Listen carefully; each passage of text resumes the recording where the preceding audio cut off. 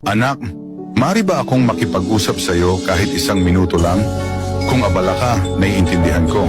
Pwede mong skip ang video, pero bago mo gawin yon, gusto kong ipaalala. Mahal pa rin kita. Kahit hindi mo ako pinapansin, ako'y narito pa rin. Ilang araw na akong kumakatok sa puso mo. Tahimik, tapat, matiyaga. Pero abala ka, pagod ka, puno ka ng takot. Nakalimutan mong nandito lang ako.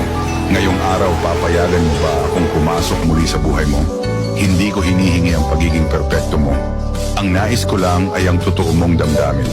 Kung tinatanggap mo ako, pindutin mo ang boton sa itaas ng aking larawan. Ipakita mo sa akin na may natitira pang pananampalataya sa puso mo. At kung nakaabot ito sa puso mo, magkomento ng Amen.